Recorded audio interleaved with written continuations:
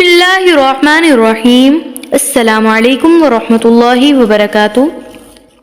امید کرتی ہوں کہ آپ سب اللہ رب العزت کے فضل و کرم سے خیریت سے ہوں گے۔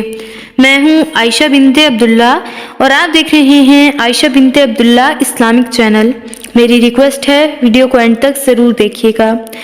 عزیز سامعات، آج اللہ رب العزت نے مجھے جس موضوع پر لب کشائی کرنے کا موقع دیا وہ ہے خطبہ حجت الوداع۔ دعا ہے کہ اللہ پاک حق اور سچ بیان کرنے کی توفیق عطا فرمائے اور غلطیوں سے درگزر فرمائے۔ موضوع کا آغاز کرتے ہیں۔ عزیز سامعات، اللہ کے رسول صلی اللہ علیہ وآلہ وسلم کو مدینہ منورہ میں ہجرت کر کے آئے ہوئے 10 سال ہو رہے ہیں۔ ابھی تک آپ صلی اللہ علیہ وآلہ وسلم نے حج ادا نہیں کیا۔ اب پورے عرب میں اطمینان اور سکون تھا۔ دعوت اسلام پھیل چکی تھی، مکہ فتح ہو چکا تھا۔ اس پرسکون ماحول میں آپ صلی اللہ علیہ وآلہ وسلم نے حج کا ارادہ فرمایا۔ آپ صلی اللہ علیہ وآلہ وسلم نے جیسے ہی حج کا اعلان فرمایا تو پورے عرب سے مسلمان جوک در جوک مدینہ پہنچنا شروع ہو گئے۔ ان کی خواہش اور تمنا تھی کہ وہ آپ صلی اللہ علیہ وآلہ وسلم کی رفاقت میں حج ادا کریں۔ یہ ہفتے کا دن تھا۔ ذوالقعدہ شروع ہونے میں ابھی 4 دن باقی تھے کہ ظہر کے بعد اللہ کے رسول صلی اللہ علیہ وآلہ وسلم مدینہ منورہ سے مکہ مکرمہ کی طرف روانہ ہوتے ہیں۔ مدینہ منورہ کے لوگ ذوالحلیفہ سے احرام باندھتے ہیں۔ یہ مقام مدینہ منورہ سے زیادہ دور نہیں۔ آپ عصر کی نماز تک وہاں پہنچ جاتے ہیں۔ ذوالحلیفہ میں آپ صلی اللہ علیہ وآلہ وسلم نے عصر کی نماز قصر یعنی 2 رکعت عطا فرمائی، رات وہیں قیام فرمایا۔ اگلے دن آپ صلی اللہ علیہ وآلہ وسلم نے احرام کے لیے غسل فرمایا۔ حضرت عائشہ رضی اللہ تعالی عنہا نے احرام باندھنے سے قبل آپ صلی اللہ علیہ وآلہ وسلم کے جستے اتھر اور سر مبارک کو خوشبو لگائی۔ چونکہ قربانی کا جانور ساتھ تھا اس لیے آپ نے حج اور عمرے کا اکٹھا احرام باندھا اور لبیک اللہم لبیک کی صدا بلند فرمائی۔ آپ صلی اللہ علیہ وآلہ وسلم کے ساتھ صحابہ کرام نے بھی احرام باندھ لیے۔ ذوالحلیفہ کی وادی لبیک اللہم لبیک کے ترانوں سے گونج رہی ہے۔ اس امر میں کوئی شک و شبہ نہیں کہ یہ حج کا ترانہ اللہ تعالیٰ کی وحدانیت کی پکار ہے۔ حج کے ارادے سے نکلنے والا یہ اعلان کر رہا ہے، لبیک اللہم لبیک، میں حاضر ہوں، اے اللہ میں حاضر ہوں، لبیک لا شریک لک لبیک، میں حاضر ہوں، تیرا کوئی شریک نہیں، میں حاضر ہوں۔ ان الحمد والنعمت لک والملک لا شریک لک، یقیناً ہر قسم کی تعریف اور نعمت تیرے ہی لیے ہے، بادشاہی بھی فقط تیری ہے، تیرا کوئی شریک نہیں۔ عزیز سامعات، مدینہ منورہ سے مکہ مکرمہ کا 8 دن کا سفر جلد ہی گزر جاتا ہے۔ یہ قافلہ حق مکہ مکرمہ کے قریب ذی طویٰ کے مقام پر پہنچا تو آپ صلی اللہ علیہ وآلہ وسلم نے رات وہاں گزاری۔ فجر کی نماز پڑھ کر غسل فرمایا اور صبح سویرے مکہ مکرمہ میں داخل ہوئے۔ آپ سیدھے بیت اللہ شریف میں تشریف لے گئے۔ آپ نے کعبہ کا طواف کیا، صفا اور مروہ کے درمیان سعی کے 7 چکر لگائے۔ چونکہ آپ صلی اللہ علیہ وآلہ وسلم حج قران کر رہے تھے اس لیے آپ نے عمرہ کرنے کے بعد احرام نہیں اتارا۔ آپ صلی اللہ علیہ وآلہ وسلم قربانی کے جانور اپنے ہمراہ لائے تھے۔ اللہ کے رسول صلی اللہ علیہ وآلہ وسلم نے ان صحابہ کو جو قربانی کا جانور اپنے ہمراہ نہ لائے تھے احرام اتارنے کے لیے کہا تو انہیں کچھ تردد ہوا کہ اللہ کے رسول صلی اللہ علیہ وآلہ وسلم خود تو حج قران کر رہے ہیں، عمرے کے ساتھ ہی حج کا بھی احرام باندھا ہے۔ تو اللہ کے رسول صلی اللہ علیہ وآلہ وسلم نے صحابہ کرام سے وضاحت فرمائی، اگر مجھے پہلے معلوم ہوتا تو میں اپنے ساتھ قربانی کا جانور نہ لاتا اور میں بھی عمرہ کرنے کے بعد احرام اتار دیتا۔ اللہ کے رسول صلی اللہ علیہ وآلہ وسلم کا یہ ارشاد سن کر صحابہ کرام نے سر تسلیم خم کر دیا اور احرام اتار دیے۔ آپ صلی اللہ علیہ وآلہ وسلم نے سیدنا علی بن ابی طالب رضی اللہ تعالیٰ عنہ کو جو اس وقت یمن کے گورنر تھے یمن سے اون خرید کر لانے کی تلقین کی تھی۔ اللہ کے رسول صلی اللہ علیہ وآلہ وسلم 8 ذوالحجہ کو مینا تشریف لے گئے۔ آپ نے ظہر، عصر، مغرب، عشاء اور اگلے دن یعنی 9 ذوالحجہ کو فجر کی نماز مینا میں پڑھی۔ یہ دن حج کا دن ہے۔ اس کے بعد آپ صلی اللہ علیہ وآلہ وسلم عرفات کو چل دیے۔ وادی عرفات میں آپ صلی اللہ علیہ وآلہ وسلم کے لیے خصوصی خیمہ لگایا گیا تھا۔ آپ نے سورج ڈھلنے تک وہاں قیام فرمایا۔ جب سورج ڈھل گیا تو حکم دیا کہ میری اونٹنی قصبہ پر کجاوا کسا جائے۔ آپ صلی اللہ علیہ وآلہ وسلم وادی کے درمیان تشریف لائے۔ اس وقت آپ صلی اللہ علیہ وآلہ وسلم کے ارد گرد 1,24,000 اور ایک روایت کے مطابق 1,40,000 صحابہ کرام موجود تھے۔ اللہ کے رسول صلی اللہ علیہ وآلہ وسلم نے اپنی اونٹنی پر بیٹھ کر خطبہ ارشاد فرمایا۔ یہ تاریخی خطبہ تھا جس میں آپ نے دین اسلام کا خلاصہ بیان فرمایا۔ آپ فرما رہے ہیں، لوگو میری بات غور سے سنو، ہو سکتا ہے آئندہ سال آپ لوگوں سے اس جگہ ملاقات نہ ہو سکے۔ سنو، تمہارا خون اور مال ایک دوسرے پر اسی طرح حرمت والا ہے جس طرح آج کا دن، یہ مہینہ اور یہ شہر حرمت والا ہے۔ جاہلیت کی ہر چیز میرے قدموں کے نیچے رون دی گئی ہے۔ جاہلیت کے دور میں ہونے والے تمام قتل اور ان کا خون بہا معاف کر دیا گیا ہے۔ آج کے بعد زمانہ جاہلیت میں ہونے والے کسی قتل کا نہ تو کوئی خون بہا طلب کرے گا اور نہ ہی اس کے بدلے میں کسی کو قتل کرے گا۔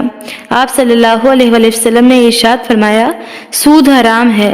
زمانہ جاہلیت میں جو بھی سودی لین دین کیا گیا ہے اسے منسوخ کر دیا گیا ہے، چونکہ آپ صلی اللہ علیہ وآلہ وسلم کے چچا عباس بن عبد المطلب لوگوں کو سود پر قرض دیا کرتے تھے اور انہوں نے بہت سے لوگوں سے سود کا پیسہ لینا تھا۔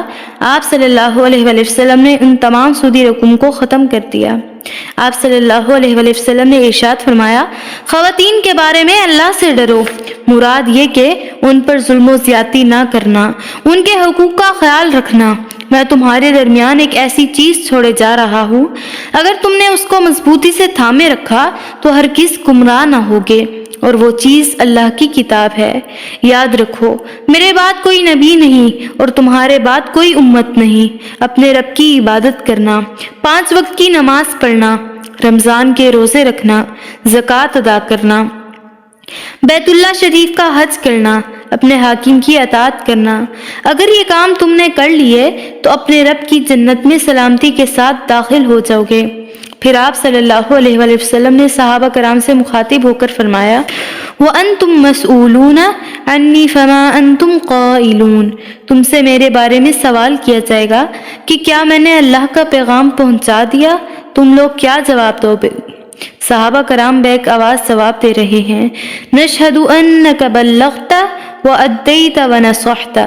ہم شہادت دیتے ہیں کہ آپ صلی اللہ علیہ وآلہ وسلم نے ہمیں تبلیغ کی، اللہ کا پیغام صحیح معنوں میں ہم تک پہنچا دیا اور امت کے ساتھ خیر خواہی کا حق ادا کر دیا۔ اللہ کے رسول صلی اللہ علیہ وآلہ وسلم نے یہ سن کر شہادت کی انگلی کو آسمان کی طرف اٹھایا، 3 بار ارشاد فرمایا، اللہم اشہد، اللہم اشہد، اللہم اشہد۔ اے اللہ گواہ رہنا، اے اللہ گواہ رہنا، اے اللہ گواہ رہنا۔ پھر عرفات کے میدان میں قرآن مجید کی آخری آیت نازل ہوتی ہے، بسم اللہ الرحمن الرحیم، الیوم اکملت لکم دینکم واتممت علیکم نعمتی ورضیت لکم الاسلام دینا۔ آج میں نے تمہارے لیے تمہارا دین مکمل کر دیا اور تم پر اپنی نعمت پوری کر دی اور تمہارے لیے اسلام کو بحیثیت دین پسند کر لیا۔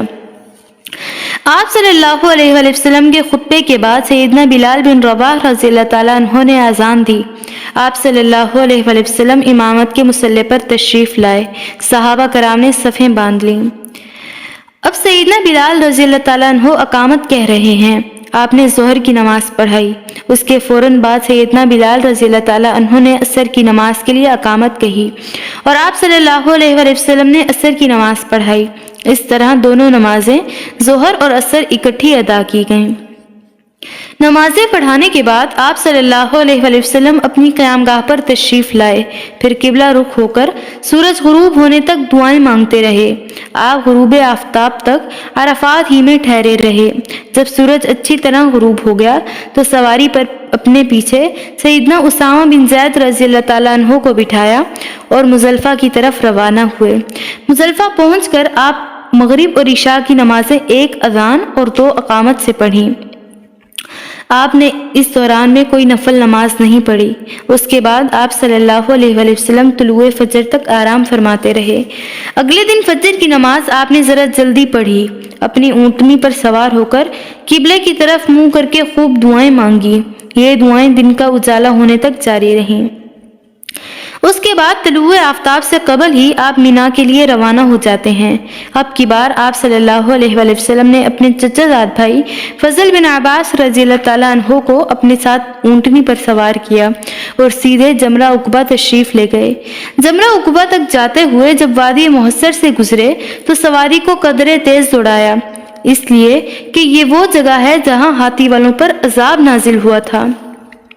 جمرہ کو کنکریاں مارنے سے فارغ ہونے کے بعد آپ قربان گاہ تشریف لے گئے۔ سیدنا علی رضی اللہ تعالیٰ عنہ یمن سے آپ صلی اللہ علیہ وآلہ وسلم کے لیے 100 اونٹ لائے تھے۔ قربانی کی اہمیت کو واضح کرنے کے لیے اللہ کے رسول صلی اللہ علیہ وآلہ وسلم نے اپنے مبارک ہاتھوں سے 63 اونٹ نہر کیے۔ جب قربانیاں مکمل ہو گئیں تو آپ صلی اللہ علیہ وآلہ وسلم نے حجام کو بلوایا اور اپنے سر کو منڈایا۔ سر کے مبارک بال لوگوں میں تقسیم کر دیے۔ قریش کے ایک بڑے سردار سہیل بن عمر کے حصے میں بالوں کا خاصا بڑا حصہ آتا ہے، وہ ان بالوں کو عقیدت سے اپنی آنکھوں پر رکھ رہے ہیں۔ سیدنا ابو طلحہ انصاری رضی اللہ تعالیٰ عنہ کو بھی منہ مبارک کا خاصا حصہ ملتا ہے، وہ بھی انہیں محبت اور عقیدت کے ساتھ محفوظ کر لیتے ہیں۔ اللہ کے رسول صلی اللہ علیہ وآلہ وسلم نے حکم دیا کہ ہر اونٹ سے گوشت کا ایک ایک ٹکڑا کاٹ کر اسے ہنڈیا میں پکایا جائے۔ حکم کی تعمیل ہوتی ہے۔ آپ صلی اللہ علیہ وآلہ وسلم نے اور سیدنا علی رضی اللہ تعالیٰ عنہ نے اس گوشت کو تناول فرمایا اور شوربہ پیا۔ آپ صلی اللہ علیہ وآلہ وسلم نے احرام اتار دیا اور معمول کے کپڑے پہن لیے۔ اللہ کے رسول صلی اللہ علیہ وآلہ وسلم مکہ مکرمہ تشریف لے گئے۔ سادہ کپڑوں میں بیت اللہ کا طواف کیا، اسے طواف افاضہ کہتے ہیں۔ یہ حج کا رکن ہے، اس کے بغیر حج ادا ہی نہیں ہوتا۔ پھر آپ صلی اللہ علیہ وآلہ وسلم زمزم کے کنویں پر تشریف لے گئے اور زمزم کا پانی نوش فرمایا۔ ذوالحجہ کی 10 تاریخ کو اللہ کے رسول صلی اللہ علیہ وآلہ وسلم نے صحابہ کرام کے درمیان خطبہ ارشاد فرمایا۔ آپ صلی اللہ علیہ وآلہ وسلم کی بے شمار خوبیوں میں ایک خوبی یہ بھی تھی کہ آپ اعلیٰ درجے کے خطیب تھے۔ اس یادگار تاریخی خطبے میں آپ نے انسان کا خون، اس کا مال، اس کی عزت و آبرو کی اہمیت کو بیان کرتے ہوئے ارشاد فرمایا، سنو، تمہارا خون، تمہارا مال، تمہاری عزت و آبرو ایک دوسرے پر اسی طرح حرام ہے جس طرح تمہارے دلوں میں اس مہینے، اس شہر اور اس دن کی اہمیت، عزت اور حرمت ہے۔ آپ صلی اللہ علیہ وآلہ وسلم نے ارشاد فرمایا، میرے صحابہ، میرے بعد گمراہ نہ ہو جانا کہ ایک دوسرے کو قتل کرنے لگو۔ آپ نے دوبارہ پوچھا، کیا میں نے تبلیغ کا فریضہ سر انجام دے دیا ہے؟ صحابہ کرام نے جواب میں عرض کی، ہاں۔